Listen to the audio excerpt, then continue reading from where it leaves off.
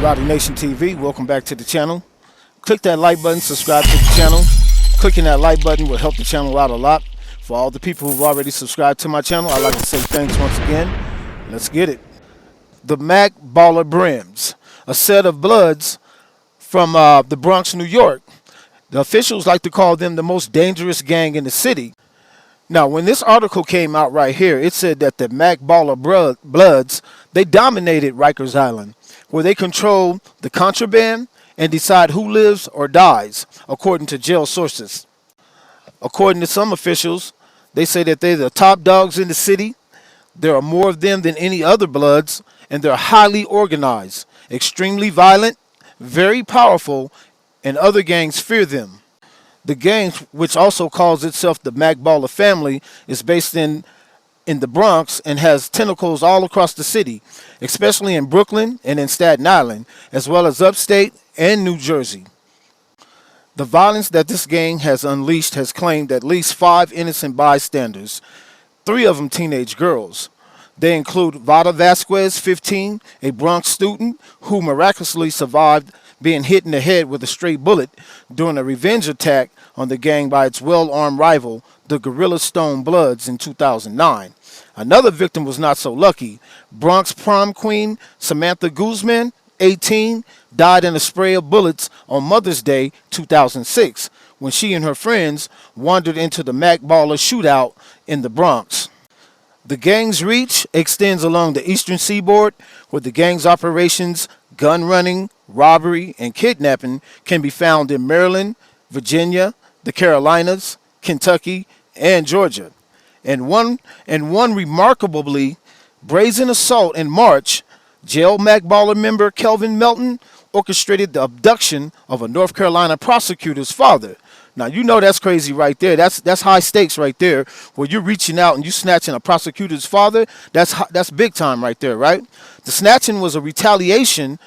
Vic Frank Jansen's daughter, Colleen, an assistant district attorney in Wake Forest, had put Melton away for life in 2012. 8 thugs pistol whipped Jansen and held him for 5 days before the FBI could rescue him. The leader is a convicted killer, Larry O. Calderon, age 37, a Bronx-born career criminal who spent 17 years in state prison in 2 stints and is now facing life for murdering one of his members of the gang. According to the investigator familiar with the gang, Calderon is known as the Godfather, or the Don, of the Mac Baller Brims. He and his top associate, Eli Rios, age 38, who's doing life upstate for homicide, oversees an extensive network in the state and city jails as head of a mafia-like commission that dictates all family matters, including sanctioning of hits on rivals and turncoats. The decision of this board of directors, conveyed with the help of his girlfriends and family through cryptic messages on Facebook and Twitter, affect what happens on the street and behind bars. There are at least 525 confirmed members, although police suspect that the actual number is much higher, as it does not count scores of associates and wannabe YGs or young gangsters who hope to join. Initiation rites range from being jumped in. The proposed member must endure a group beating, also to committing murder. Not all survive. Chevalier Doss, 14, was told last year he needed to carry out a hit to be accepted. He missed his target and then was killed by the cops. One notorious member is Scott Murder One Fields. Now, he earned his nickname for beating 2 murder raps. One of the cases he beat was him and his girl set this guy up who thought he was coming to pay for some sex, and that case turned into a robbery homicide. Fields, who had been arrested many times and eventually served 7 years for manslaughter for a separate slaying, dared to try to launch his own blood set but was turned down by the Mac Baller leaders. Now, people say Fields was luckily to survive not being targeted himself for trying to start his own branch of the Bloods. The gang has 2 units. You got the money unit and you got the murder unit. The money unit rakes in millions of dollars dealing crack heroin and pot, prescription pills, Oxycontin. Members trade extensively in illegal handguns brought to the New York area through the Iron Pipeline and earned cash from home robberies, street muggings, extortion, prostitution, and kidnapping. Now, that doesn't include their control of a bustling underground market of contraband at Rikers Island, where a single loose cigarette known as a finger can fetch up to $10, and vulnerable inmates pay protection money to avoid being stabbed or beaten. Assault in the big house also pays well. The Macballer Brims supply hospital-grade scalpels for $100 apiece, tiny razor-sharp weapons favored by inmates for slashing enemies. One alleged supplier was a gang associate, Michael Lucky Walcott, an employee at the St. Luke's Hospital, where he took used scalpels straight from the surgical discard bins and had women smuggle them into the jail by hiding them in their body cavities. Some of these guys got a lot of money. They're not stupid. The Mac Ballers have properties, businesses, real estate companies, houses in New Jersey.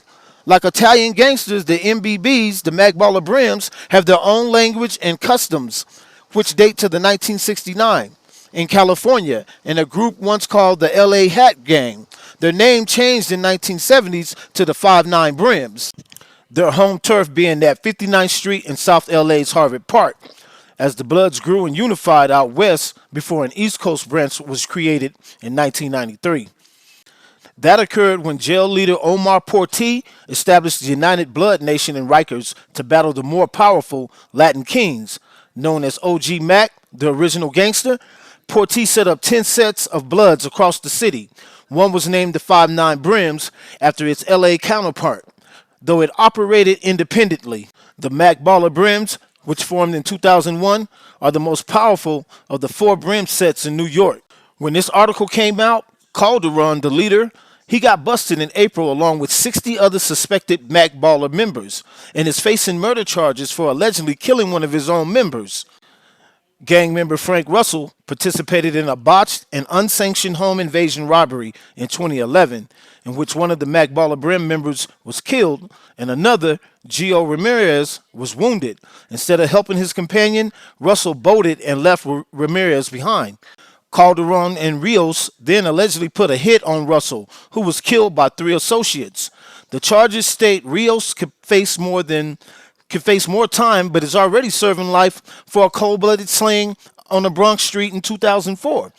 The killer, accompanied by half a dozen gang members, was apparently put off that the victim, Paul Anderson, and a companion dared to be in the area, asking the pair, "What are you doing on my block?" So Rios, he pulled the gun, chased the two as they fled. Rios killed Anderson and wounded an innocent bystander in the knee. The new indictment, which comes on the heels of a takedown of 14 top Mac Ballers in Binghamton in March, spells out 109 crimes, including 2 homicides, 4 attempted murders. The Bronx DA Robert Johnson called it an extensive catalog of violent crimes. And it reads like an episode of one of the TV shows like The Wire, with patched together transcripts of conversations made over disposable cell phones. The defendants used nicknames such as Chatty, Rizzo, and Wheezy, who is heard expressing his regret for not shooting someone that he had a disagreement with. But will these indictments make a dent in the Mac Ballers Brim's power? Not anytime soon, said one expert. They're being very, very careful, noting that bug conversations used to get indictments, but every 20 days, the Mac Baller Brims, they drop their cell phones, he said.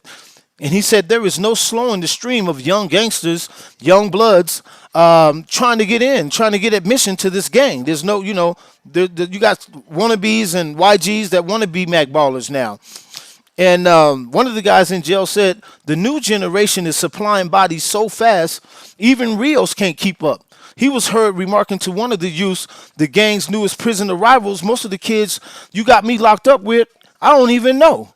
Here's my take on this. Any young brother that's listening to this, or a female too, because females gangbang too.